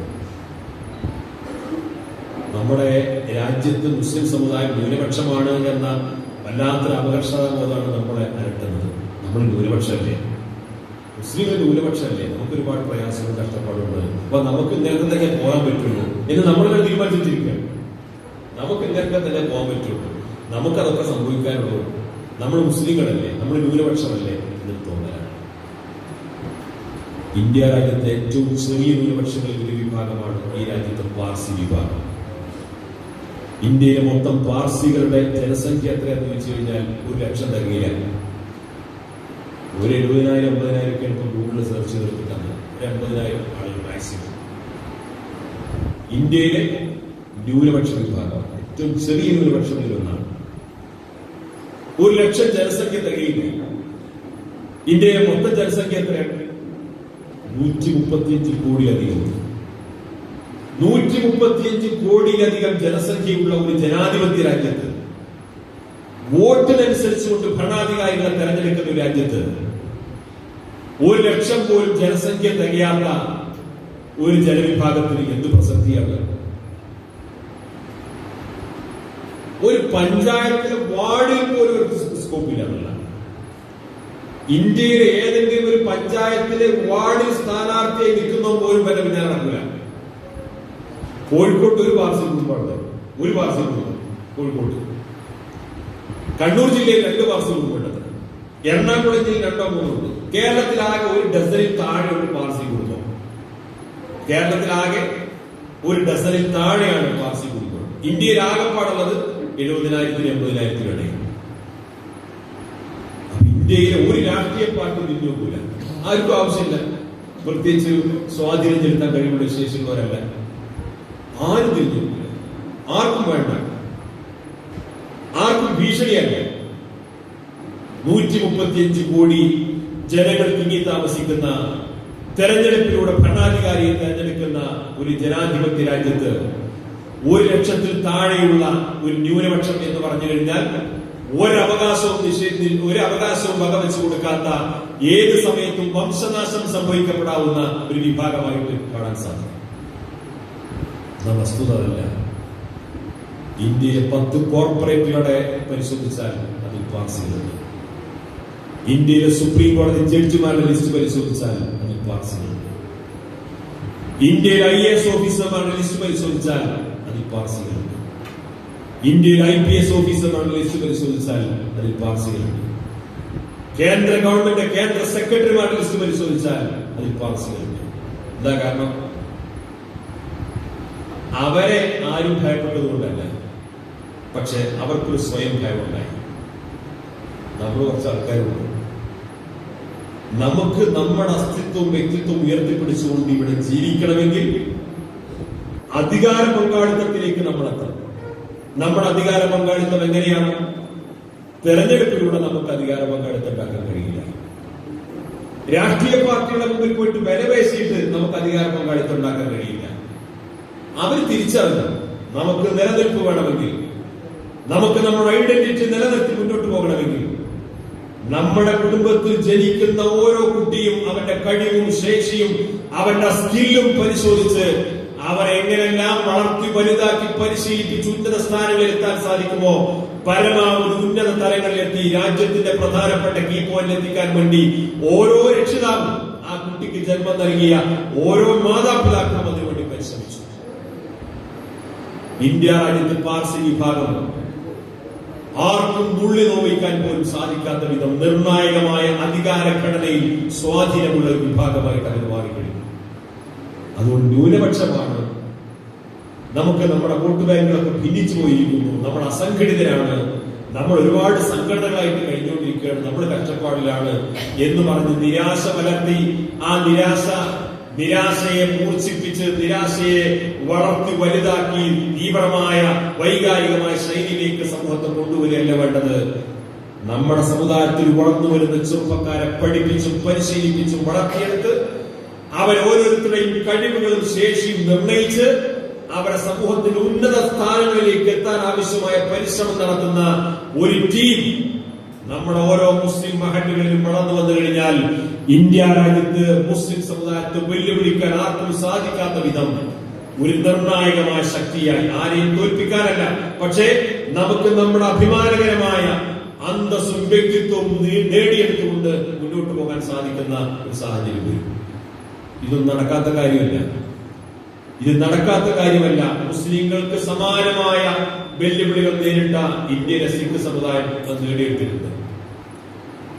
മുസ്ലിങ്ങൾ ഇന്ന് നേരിട്ടുകൊണ്ടിരിക്കുന്നതിനേക്കാൾ സമാനമായ വെല്ലുവിളികൾ നേരിടുന്ന സിഖ് സമുദായം അത് നേടിയെടുത്തിട്ടുണ്ട്. ഇന്ദിരാഗാന്ധിയോടുള്ള വിദ്വേഷം കാരണം ഇന്ദിരാഗാന്ധിയുടെ അംഗരക്ഷകനാണ്, സിഖുകാരനായ അംഗരക്ഷകനാണല്ലോ ഇന്ദിരാഗാന്ധിയെ വെടിവെച്ചു കൊന്നത്. ഇന്ദിരാഗാന്ധിയെ സിഖ് തീവ്രവാദി വെടിവെച്ചു കൊന്നപ്പോ ആ സമുദായത്തിന്റെ രക്ഷയ്ക്ക് വേണ്ടി പഞ്ചാബിൽ ഭിന്ദ്രൻവാരുടെ നേതൃത്വത്തിൽ സിഖ് തീവ്രവാദം നടന്നു വന്നിരുന്നു. നമ്മൾ സ്വന്തം ഒരു ന്യൂനപക്ഷമാണ്, ഇന്ത്യയിലെ ചെറിയ ന്യൂനപക്ഷമാണ്, ഞങ്ങൾക്ക് സ്വന്തമായ രാജ്യം വേണം, അങ്ങനെയാണ് ഞങ്ങൾക്ക് നിലനിൽക്കുള്ളൂ, ഖലിസ്ഥാൻ വാദവുമായിട്ട് പഞ്ചാബിൽ ഭിന്ദ്രന്മാരുടെ തീവ്രവാദ സംഘടന രംഗത്ത് വന്നു. ആ സിഖ് തീവ്രവാദികളാണ്, ആ ആശയം പുലർന്ന ആളുകളാണ് ഇന്ദിരാഗാന്ധി വെടിവെച്ചു കൊന്നത്. ആ വെടിവെച്ചു കൊന്നതിന് പ്രതികാരമായിട്ട് സിഖ് സുവർണ ക്ഷേത്രത്തിലേക്ക് ഇന്ത്യയിലെ പട്ടാളം കൂട്ടിട്ട് കയറി വെടിവെച്ച ആയിരങ്ങളെയാണ് കൊന്നൊടുക്കിയത്. ഓപ്പറേഷൻ ബ്ലൂ സ്റ്റാർ എന്ന് ചരിത്രത്തിൽ പഠിക്കുന്ന സംഭവം. സിഖുകാരെ സുവർണ ക്ഷേത്രത്തിലേക്ക് പട്ടാളക്കാർ അരച്ചു കയറിയിട്ട് ആയിരങ്ങളെ വെടിവെച്ചു കൊന്നു. നേരത്തെ മരണപ്പെട്ടു പോയ CPM-ന്റെ ദേശീയ സെക്രട്ടറി ആയിരുന്ന ഹർകിഷൻ സിംഗ് സുർജിത് അദ്ദേഹത്തിന്റെ ആത്മകഥയിൽ പറയുന്നുണ്ട്. അദ്ദേഹം പേരിന് സിഖുകാരനാണല്ലോ, ആ തലയെക്കെട്ടും താടിയൊക്കെയുള്ള ആളായിരുന്നല്ലോ. ഇന്ദിരാഗാന്ധി കൊല ചെയ്യപ്പെട്ടപ്പോ എനിക്ക് ആ മൃതദേഹം സന്ദർശിക്കാനോ അവിടെ റീത്ത് സമർപ്പിക്കാനോ എനിക്ക് സാധിച്ചില്ല. അതിന്റെ കാരണം പറഞ്ഞത്, അന്ന് ഡൽഹിയുടെ തെരുവിൽ സിഖ് വേഷം ധരിച്ച ഒരാൾ പുറത്തിറങ്ങിയാൽ പട്ടാളം വെടിവെച്ചു കൊണ്ടിരുന്നത്. സിഖുകാരനാണോ വെടിവെച്ചു കൊണ്ടിരുന്നത്. അത്രമേൽ നിലനിൽപ്പിന്റെ ഭീഷണി അനുഭവിച്ച ഇന്ത്യയിലെ സിഖ് സമുദായം. ആ സിഖ് സമുദായത്തോടെത്തി ഇന്ത്യയിൽ കർഷക സമരത്തിന് നേതൃത്വം കൊടുത്ത് ഒരു വർഷക്കാലം യാതൊരു വിട്ടുവീഴ്ചയുമില്ലാതെ കർഷക സമരത്തിന് ഇച്ഛാശക്തിയോടുകൂടി നേതൃത്വം കൊടുത്ത് സാക്ഷാൽ നരേന്ദ്രമോദി കർഷക സമരത്തിന് മുമ്പിൽ മുട്ടുമടക്കി പാർലമെന്റ് സമ്മേളനം വിളിച്ച് ആ 3 കർഷക നിയമങ്ങളും പിൻവലിക്കുന്നിടത്ത് ഇന്ത്യയുടെ പ്രധാനമന്ത്രിയെ മൂക്കുകൊണ്ട് ക്ഷാമരപ്പിക്കാൻ സാധിച്ചത് ഇന്ത്യയിലെ കർഷകരുടെ മുന്നേറ്റം എന്ന് പറയുമ്പോൾ പോലും അതിന്റെ അകത്തും പറഞ്ഞു കിടക്കുന്നത് ഇന്ത്യയിലെ സിഖ് കമ്മ്യൂണിറ്റിയുടെ ഇച്ഛാശക്തിയാണ്. അവർക്കത് സാധിച്ചു. ന്യൂനപക്ഷമാണ് എന്ന അപകർഷതാബോധം നമുക്കിടയിൽ പ്രചരിപ്പിക്കുന്നവരോട് നമുക്ക് തിരിച്ചു പറയാനുള്ളത്, അത്തരം സമുദായത്തിൽ അപകർഷതാബോധം വളർത്തിയെടുക്കുകയല്ല വേണ്ടത്. സമുദായത്തിലെ ചെറുപ്പക്കാർക്ക്, വിദ്യാർത്ഥികൾക്ക് പ്രതീക്ഷ കൊടുക്കണം, ആത്മവിശ്വാസം കൊടുക്കണം. അങ്ങനെ പ്രതീക്ഷയും ആത്മവിശ്വാസം കൊടുത്ത് അവർക്ക് വിദ്യാഭ്യാസം നൽകി, മതബോധം നൽകി, ആത്മീയമായ ചൈതന്യത്തോടുകൂടി അവർക്ക് വളർന്നു വരാൻ അവസരം ഉണ്ടാകുമ്പോൾ ഈ സമുദായത്തിന് എന്തെങ്കിലും സംഭാവന ചെയ്യാൻ നമുക്ക് സാധിക്കണം.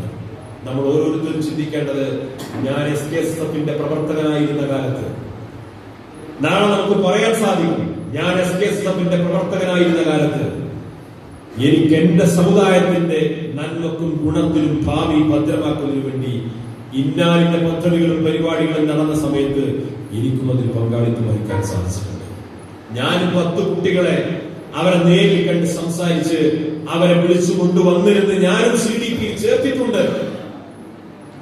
10-20 വർഷം കഴിഞ്ഞിട്ടുമ്പോ നമുക്ക് പറയണം, ഞാൻ അന്ന് ആ വീടുകളിൽ കയറി ഇറങ്ങി ഓരോ വിദ്യാർത്ഥികളെയും കണ്ട് സംസാരിച്ച് വളർത്തിക്കൊണ്ടുവന്ന ആ കൂട്ടത്തിൽപ്പെട്ട ആ 2-3 ആളുകളാണ് ഇന്നത് ആ സർക്കാർ സർവീസിൽ നിൽക്കുന്നത് എന്ന് നമുക്ക് ചൂണ്ടിക്കാണിക്കാൻ സാധിക്കണം. അല്ലാഹു തൗഫീഖ് നൽകുമാറാകട്ടെ.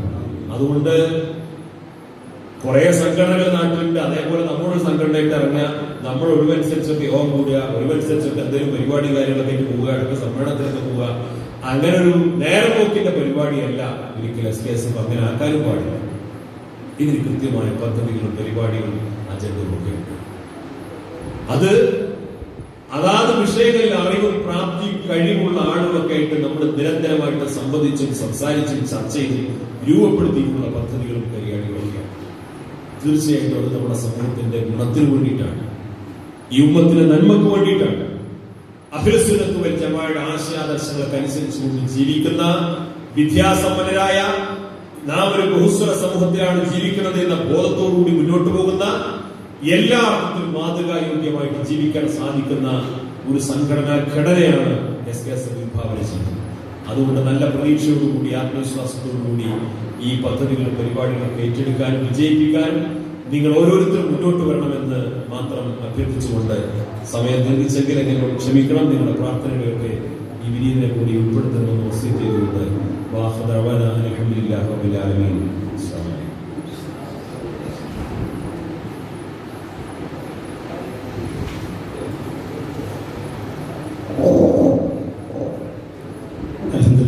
വളരെ നല്ലൊരു ക്ലാസ് ബഹുമാനായ സംസ്ഥാന സെക്രട്ടറി സത്താർ സാഹിബ് നൽകിയിട്ടുള്ള ദീർഘായുസ്സ് നൽകട്ടെ. എല്ലാവരും ഉറപ്പിനാമി പറയും. ദീർഘകാല സമുദായത്തിന് കുടുംബത്തിലുള്ള സൗഭാഗ്യം നൽകി അനുഗ്രഹിക്കട്ടെ. എല്ലാവരുടെ പ്രയാസങ്ങളും തന്നെ പരിഹരിക്കട്ടെ. എല്ലാവരുടെ വിഷമങ്ങളും തന്നെ ദൂരീകരിക്കട്ടെ. കുടുംബത്തിലുള്ള തന്നെ സംതൃപ്തിയും സമാധാനവും വാഹം നൽകി അനുഗ്രഹിക്കട്ടെ. നമ്മുടെ തെരഞ്ഞെടുപ്പിലേക്ക് കഴിഞ്ഞാൽ പുതിയ ഭാരവാഹികളുടെ കമ്മിറ്റിയൊക്കെ ഉണ്ടാക്കണ്ടേ?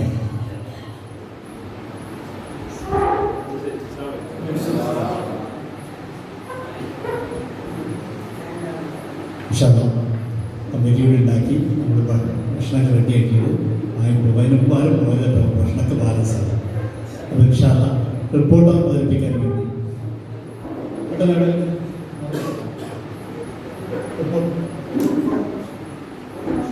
അത് നമ്മൾ റിപ്പോർട്ട് അവതരിപ്പിക്കണം. ശ്രദ്ധിക്കുക, നമ്മുടെ കഴിഞ്ഞ കമ്മിറ്റിയുടെ റിപ്പോർട്ട് അവതരിപ്പിക്കുകയാണ്. ശ്രദ്ധിക്കുക. അതിനോട് ബഹുമാനനായ ഫാറൂഖ് മാഷ് സാഹിബ്.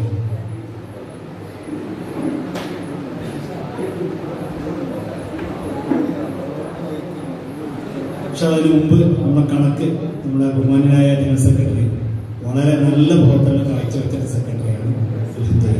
അത് അവർക്ക് ബർക്കത്ത് ചെയ്യട്ടെ. സെക്രട്ടറി സാക്ഷ്യമാണ്.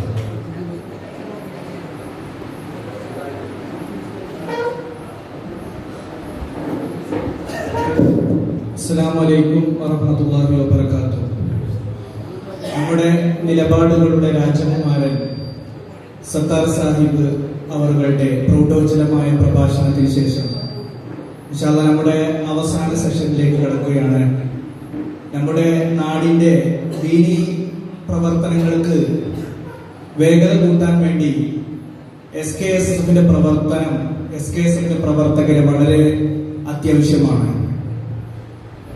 ഇൻഷാ അല്ലാഹ് നമ്മുടെ നാട്ടിൽ ധാരാളം പ്രവർത്തനങ്ങൾ കഴിഞ്ഞ 2 വർഷത്തിനിടയിൽ ചെയ്തു തീർത്തിട്ടുണ്ട്.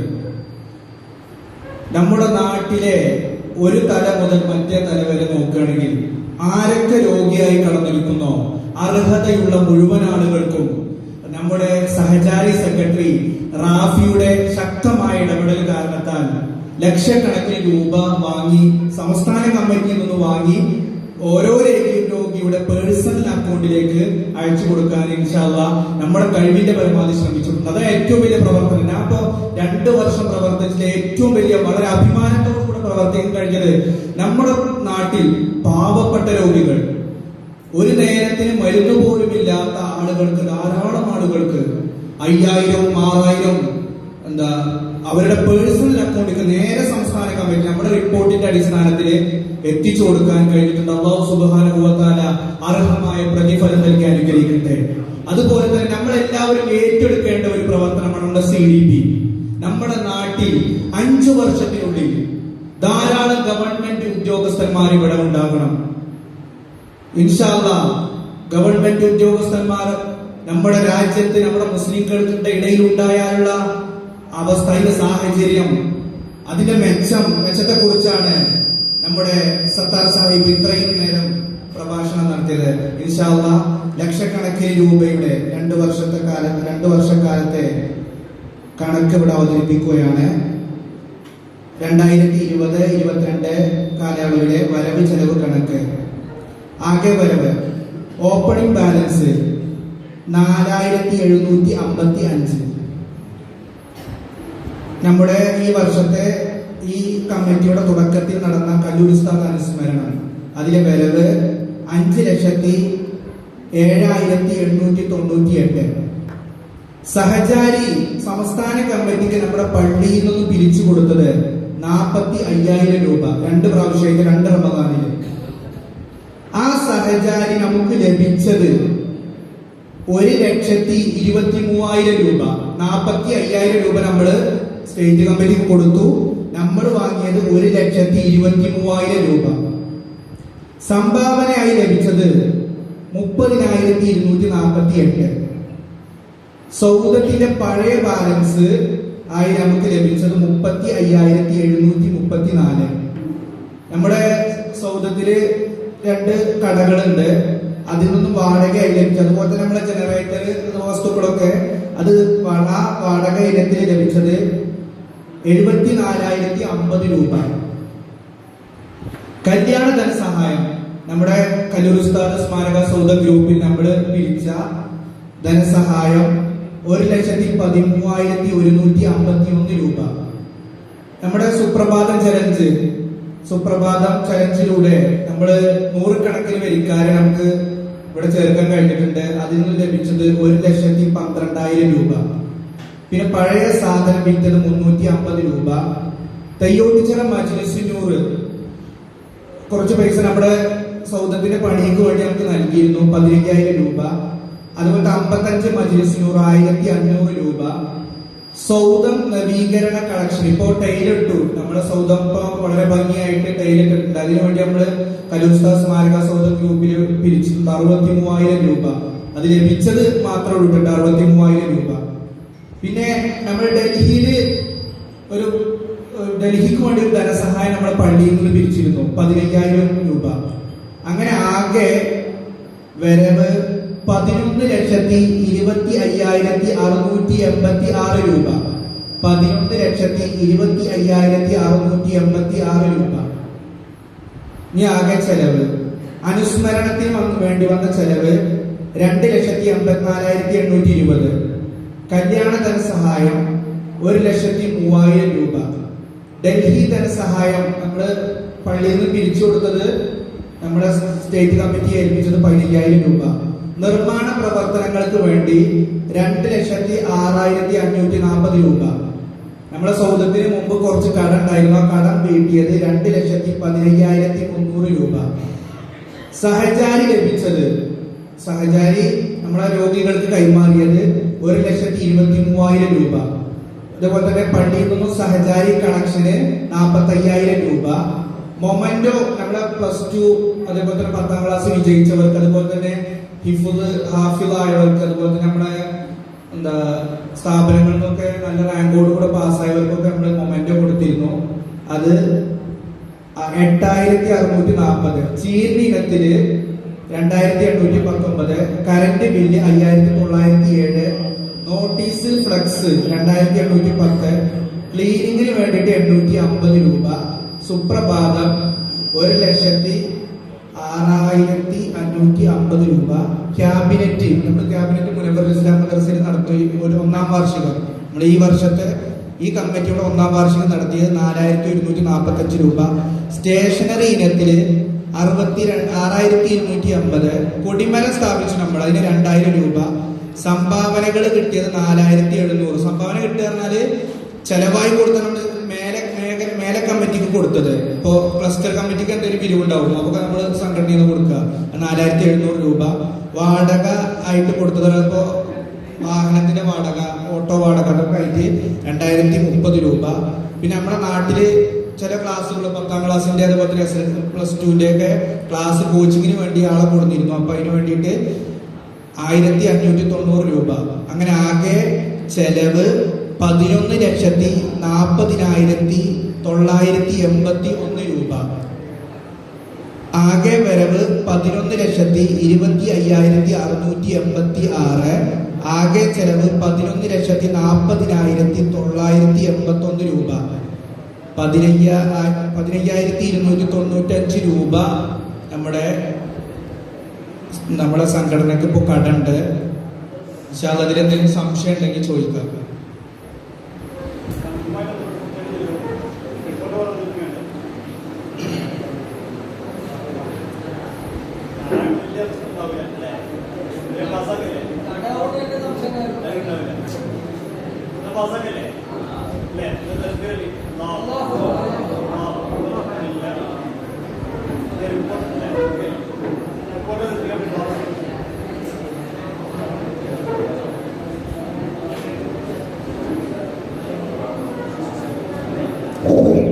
അസ്സലാമു അലൈക്കും. 2 മിനിറ്റ്. കേരളത്തിലെ ആധികാരിക പരമോന്നത മതപഠന സഭയായ സമസ്ത കേരള ജമിയത്തുലമയുടെ അച്ചടക്കമുള്ള വിദ്യാർത്ഥി സംഘടനയാണ് SKCF. 1989 ഫെബ്രുവരി 19 രൂപം കൊണ്ട ഈ സംഘടന 3 പതിറ്റാണ്ട് കൊണ്ട് ഒരുപാട് സുസ്ഥിരമായ പ്രവർത്തനമായി കേരളത്തിൽ അകത്തും പുറത്തും പ്രവർത്തിച്ചുകൊണ്ടിരിക്കുകയാണ്. ഈ സംഘടന കീഴിലെ പാലക്കാട് ജില്ലയിലെ തച്ചനാട്ടുകര മേഖലയിലെ കൊടക്കാട് ക്ലസ്റ്ററിലെ തയ്യോട്ടുസില യൂണിറ്റിന്റെ 2021-22 കാലയളവിലെ പ്രവർത്തന റിപ്പോർട്ടാണ് ഇവിടെ സമർപ്പിക്കപ്പെടുന്നത്. 2020 ജനുവരി 3-ന് 17 അംഗങ്ങളുമായി നിലവിൽ വന്ന ഈ സംഘടന ഒരു വർഷം കൊണ്ട് ഒരുപാട് മികവാർന്ന പ്രവർത്തനം ചെയ്തു തീർക്കാൻ സാധിച്ചു. 2020 ജനുവരി 30-ന് സംഘടനയെ കുറിച്ച് അവബോധം ഉണ്ടാക്കുന്ന ലക്ഷ്യത്തോടു കൂടെ മെമ്പർഷിപ്പുള്ള മുഴുവൻ പ്രവർത്തകരെയും ഉൾപ്പെടുത്തി എവേക്കനിങ് എന്ന പേരിൽ നടത്തിയ ക്യാമ്പിലൂടെയായിരുന്നു പ്രവർത്തനത്തിന്റെ തുടക്കം. SKCF പാലക്കാട് ജില്ലാ കമ്മിറ്റി അംഗം ഉബൈദ് ആഖാൻ ക്യാമ്പിന് നേതൃത്വം നൽകി. മാർച്ച് 6-ന് വേനൽക്കാലത്ത് സജീവ ഒരു ജനം ലഭ്യമാക്കുക എന്ന ഉദ്ദേശത്തിൽ പറവൽക്കൂർ തണ്ണീർക്കുളം എന്ന പദ്ധതി കുറിച്ചു. ഏപ്രിൽ 24, 25, 26 തീയതികളിൽ SKCF-ന്റെ താങ്ങും തണ്ടും ഈ മാലിന്യത്തിന്റെ എല്ലാം വരുന്ന കല്ലൂർ ഉസ്താദിന്റെ അനുസ്മരണം അതിവിപുലമായി നടത്താൻ ഈ കമ്മിറ്റി കഴിഞ്ഞു. അനുസ്മരണ സമ്മേളനത്തിൽ മൊയ്തുൽ ഉസ്താദിന്റെ നാമധേയത്തിൽ സഹചാരി സെന്റർ നാടിന് സമർപ്പിക്കാൻ ഈ സംഘടനയ്ക്ക് കഴിഞ്ഞു. നമ്മുടെ നാട്ടിൽ ഇതിന്റെ കീഴിൽ ധാരാളം സന്നദ്ധ സേവനങ്ങൾ നടത്തി പോരുന്നു. മെയ് 8-ന് ന്യൂനപക്ഷ വേട്ടക്കെതിരെ സംസ്ഥാന കമ്മിറ്റി സംഘടിപ്പിച്ച ഹോം പ്രൊട്ടസ്റ്റ് ഡേ വളരെ സജ്ജമായി തന്നെ യൂണിറ്റ് സംഘടിപ്പിക്കാൻ സാധിച്ചു. റമദാൻ ക്യാമ്പയിനുമായി ബന്ധപ്പെട്ട് സംസ്ഥാന കമ്മിറ്റി നിർദ്ദേശിച്ച സമാഹ, തിലാവ, തഫക്കുർ, മുസാബഖ തുടങ്ങിയ മുഴുവൻ പരിപാടികളും സമയബദ്ധമായി തന്നെ യൂണിറ്റിൽ സംഘടിപ്പിക്കപ്പെട്ടു.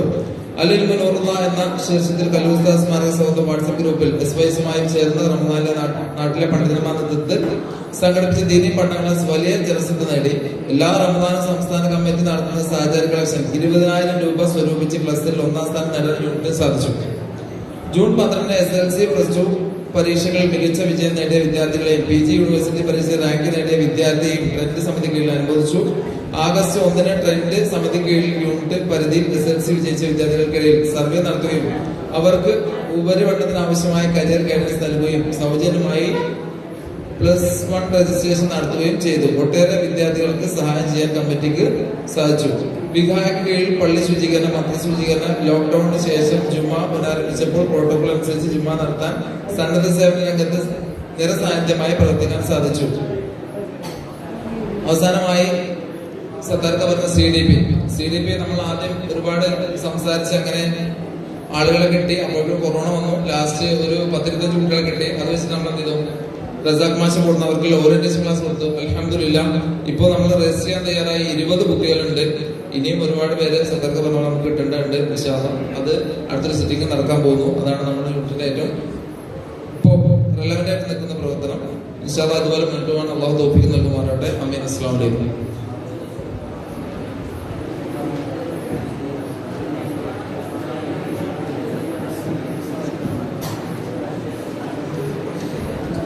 റിപ്പോർട്ട് അസകല്ലേ?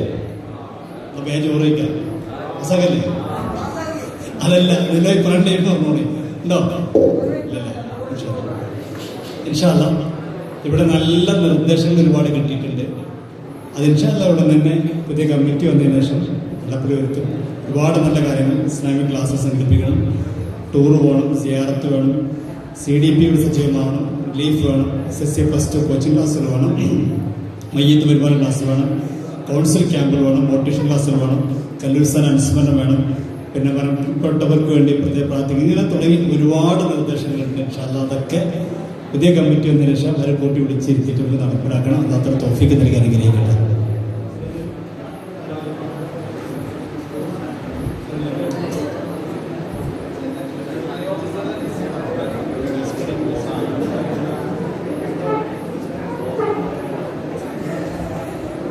ഇൻഷാ അല്ലാഹ് നമ്മുടെ ഇനി തെരഞ്ഞെടുപ്പിലേക്ക് നീങ്ങാണ്. അപ്പോൾ നിങ്ങളൊക്കെ അഭിപ്രായങ്ങൾ എഴുതി കിട്ടി. ഇതെല്ലാം ഉൾക്കൊള്ളിച്ചുകൊണ്ട് നമ്മളിതിൻ്റെ റിട്ടേണിംഗ് ഓഫീസർ എല്ലാം ഉൾക്കൊള്ളിച്ചുകൊണ്ട് ഇവിടുത്തെ സീനിയർ ആയിട്ടുള്ള ആൾക്കാരുമായി കൂടി ആലോചിച്ചുകൊണ്ട് ഒരു പാനലൊക്കെ തയ്യാറാക്കിയിട്ടുണ്ട്. അത് ഇൻഷാ അല്ലാഹ് നമ്മുടെ പ്രിയങ്കരനായ നമ്മുടെ സംസ്ഥാനത്ത് തന്നെ ഏറ്റവും നല്ല ക്ലസ്റ്ററാക്കി നമ്മളെ ക്ലസ്റ്ററെ മാറ്റുന്നതിൽ വലിയ പങ്ക് വഹിച്ച നാസറുമാണ്. പക്ഷേ അദ്ദേഹം നിർവഹിക്കും. അദ്ദേഹത്തെ സാദരം ക്ഷണിക്കുകയാണ്.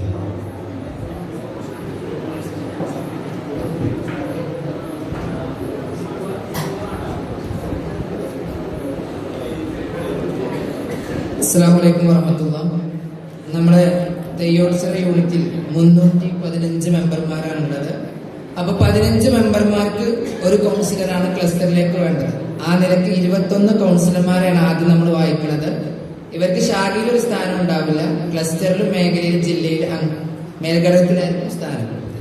1 ഷമീർ മാസ്റ്റർ, 2 സലീം കമാലി ഫൈലി, Ubaid Kamali, Gafoor Kamali, Zakariya Kamali, Basheer T K, Shabeer Faizy, Raheem Faizy, Shoukath Faizy, Hasaina Rahmani, Salam Ashrafi, Shafeeq Anwari P K, Saleem Kamali A M, Latheef Anwari, Musthafa Yamani, Noorish Alalukkal, Jafar T T, Ashkar Alalukkal, Rafi Alalukkal, Babu Moolayil, Jafar.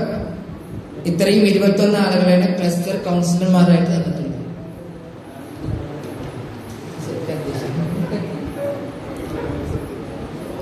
നമുക്ക് പഴയ കമ്മിറ്റിയെ പിരിച്ചുവിടാം അല്ലെ? അധ്യക്ഷന്റെ അനുമതിയോടെ പഴയ കമ്മിറ്റിയെ പിരിച്ചുവിട്ടതായി അറിയിക്കുന്നു. ഇനി പുതിയ കമ്മിറ്റിയിലേക്ക് ഒരു പാനൽ തന്നിട്ടുള്ളത് ഞങ്ങൾ ഒരുമിച്ചിരുന്നൊന്ന് ഒന്ന് വായിക്കാം. നമുക്ക് മാറ്റങ്ങൾ ഉണ്ടെങ്കിൽ പറയാം. ആദ്യം ഒന്ന് വായിക്കുകയാണ്. പ്രസിഡന്റായിട്ട് Farooq master, vice president Shafeeq Faizy Bheemanad, general secretary Rameez Kamali, working secretary Arshad V P, treasurer Mubashir V P, ഇബാദിന് സ്വാലിഹ് കമാലി, വികായ സെക്രട്ടറിയായിട്ട് Abdulla Padari, Sahachari secretary Riyas C K, trend secretary Shamseer K, Sargalayam Muzammil C K, Twalaba Shibili Padari, CDP സെക്രട്ടറിയായിട്ട് ആരിഫ് ഇ കെ. ഇവരെ കൂടാതെ 6 മെമ്പർമാരെ കൂടി വേണ്ടതുണ്ട്. അതിലൊന്ന് Muhammad Ali Kamali, Jibin, Saifuddeen K, Hamza Padari, Hamza V P.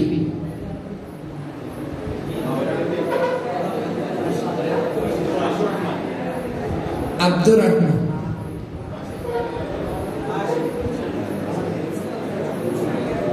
ഇതിലേതെങ്കിലും മാറ്റം വരുത്തേണ്ടതുണ്ടോ? അതോ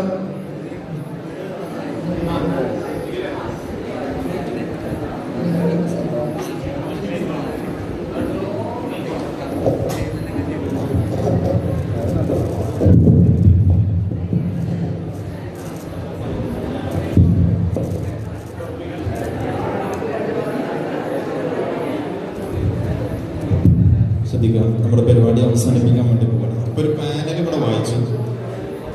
ആ പാനലിനെ കുറിച്ചുള്ള അഭിപ്രായങ്ങൾ അറിയിക്കാം. അഭിപ്രായങ്ങൾ ഇല്ലെങ്കിൽ നമുക്ക് ഈ കമ്മിറ്റി മതിയെങ്കിൽ ഇതാണ് പാസ്സാക്കിയാൽ നമുക്ക് അടുത്ത ചടങ്ങിലേക്ക് പോവാം. എന്തുകൊണ്ട് സമ്മതമാണോ? ഒന്ന് ഉറക്കനെ തക്ബീറല്ലേ? അല്ലാഹു അക്ബർ, അല്ലാഹു അക്ബർ, അല്ലാഹു അക്ബർ, ലാ ഇലാഹ ഇല്ലല്ലാഹു അല്ലാഹു അക്ബർ, അല്ലാഹു അക്ബർ വലില്ലാഹിൽ ഹംദ്. ഇനി നമുക്ക് ചെറിയൊരു പണി കൂടി. ഇതിനുള്ള സബ്വിങ്ങുകളുണ്ട്.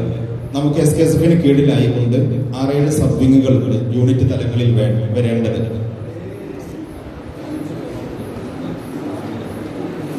അതിൽ ഓരോ വിഭാഗങ്ങൾക്കും ചെയർമാൻ, കൺവീനർ. ഒന്ന് ഇബാദാണ്. ഇബാദ എന്ന് പറഞ്ഞാൽ നമ്മളൊരു ആത്മീയമായ ഉയർച്ചക്ക് പ്രവർത്തിക്കേണ്ട ഒരു വിഭാഗമാണ് ഇബാദ്. അതിലെ 2 ആളുകളുമാണ്. ഇതിൽ നിന്ന് പേര് പറയാം. ആഷിഫ് ഒന്ന് ചേച്ചി. ഓക്കെ, ഇബാദിലേക്ക് അല്ലേ? നമ്മളെ അഭിപ്രായം പറ്റൂലെങ്കിൽ പറ്റൂല എന്ന് പറയണ്ടേ?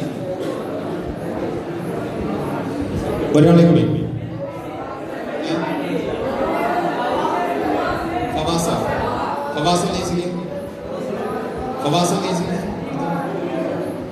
ഇതിലേക്ക് ഒന്നുകൂടി നല്ലത് നമുക്ക് ഫവാസിന് അടുത്തൊരു ടീമിലേക്ക് പരിഗണിക്കാം. ഇതിലേക്ക് ഒന്നുകൂടി നല്ലത് എന്താ വെച്ച് കഴിഞ്ഞാല് എന്താണ്, നമുക്ക് ഈ ഇതുപോലത്തെ സദസ്സുകൾ സംഘടിപ്പിക്കാം, ആത്മീയമായ സദസ്സുകൾ സംഘടിപ്പിക്കുക. ഇതൊക്കെയാണ് ഒന്നുകൂടി നല്ലത്. വഴുത് പറഞ്ഞു കൊടുക്കണം. ഷിഹാബ് കമാലി ഓരോ മൂപ്പരെന്താ വെച്ചാല് കാസർഗോഡാണ്. ഷിഹാബ് കമാലി കൂടെ ഉണ്ടാവുമല്ലോ അല്ലേ? ഇത് ഷിഹാബ് കമാലി.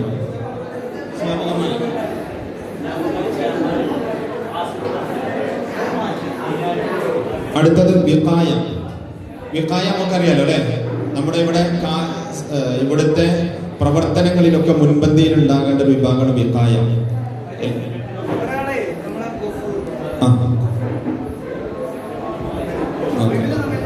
വിഖായ സെക്രട്ടറി ആയിട്ട് നമ്മൾ തെരഞ്ഞെടുത്തിട്ട് അബ്ദുള്ള പാതാരിയാണ്. അബ്ദുള്ളക്ക് ഒപ്പം നിൽക്കാൻ പറ്റിയ ഒരു രണ്ടാളുകൾ. ഒന്ന് ഗഫൂർ, ഉസാമത്ത്, ഉസാമത്തും. അടുത്തത് സഹജാരി. സഹജാരിയില് റിയാസിക്ക് അടുത്തു റിയാസത്ത്.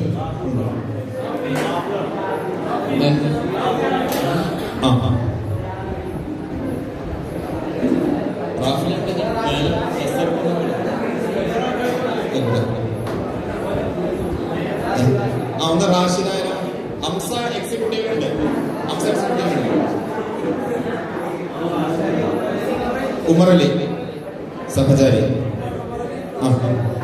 റാഷിദിന്റെ പേര്. ഓക്കെ.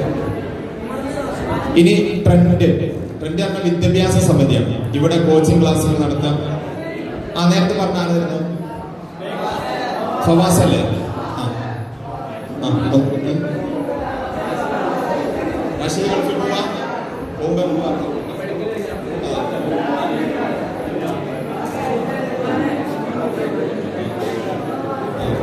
ഇതിൽ ശ്രദ്ധിക്കേണ്ടത് ഈ പേര് ഇവിടെ എഴുതുന്ന ആളുകളെ നമ്മൾ വെറുതെ എഴുതല്ല. അവർക്ക് അതെ, അന്ന് മുനീർ ഇതുപോലെ റാഷിദ് ഗൾഫിൽ പോവുകയാണെങ്കിൽ റാഷിദ് ഗൾഫിൽ പോകണോ? അതെ, റെഡി ആയിക്കണോ? മുനീറിന് എഴുതാം.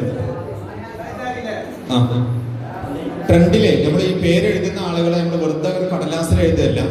നമ്മൾ ഇവരെ പ്രവർത്തിക്കാൻ ഇവിടെ വേണം. നമ്മുടെ യൂണിറ്റ് എന്ന് പറഞ്ഞാൽ നമ്മുടെ ഈ മഹല് വലിയൊരു വിശാലമായ മഹലാണ്. നമ്മളെ കൊണ്ട് ചെയ്യാൻ കഴിയുന്ന സേവനങ്ങൾ ഈ 2 വർഷത്തിനിടയിൽ ചെയ്യണം. അത് നമ്മുടെ ഉത്തരവാദിത്തമാണ്, ദൗത്യമാണ്. നമ്മളത് ഉത്തരവാദിത്തം നിറവേറ്റാതിരുന്നു കഴിഞ്ഞാൽ നമ്മൾ കുറ്റക്കാരാവും. അതുകൊണ്ട് അത് ശ്രദ്ധിക്കാം. ട്രെൻഡ് സമിതിക്ക്, വിദ്യാഭ്യാസ സമിതിക്ക് പറഞ്ഞോളെ കുറച്ച്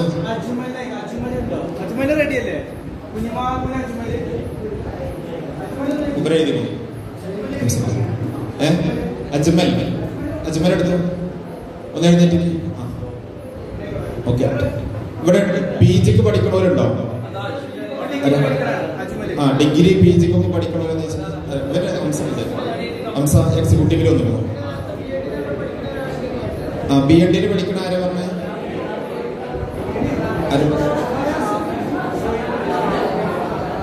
നമ്മളെ ഷുഹൈബിന്റെ ഇവിടെ ഷാഫി ഇക്ബാൽ മുസ്ലിയാർ ഷാഫി അല്ലേ? പറ്റൂലേ? അല്ലെങ്കിൽ ഇവിടെ BEd പഠിക്കണ ആരാ പറഞ്ഞ? ബികോമിന് ആരാ? ഫയാസോ?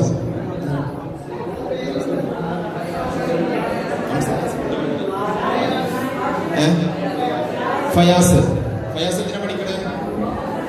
ഫവാസ്.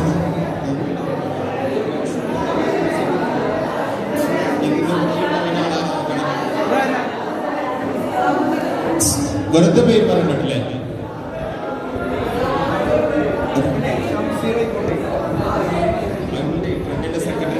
ട്രെൻഡിന്റെ സെക്രട്ടറി ഷംസീറാണ്. ഷംസീറിന്റെ ഒപ്പം നിന്ന് പ്രവർത്തിക്കാൻ പറ്റിയ ഒരാൾ കൂടിയാണ്.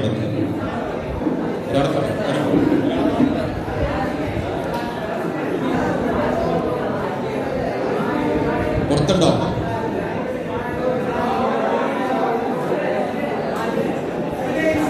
ഉനൈസ് എന്ന് പറയണോ? ഉനൈസ് എന്തിനാ പഠിക്കണേ?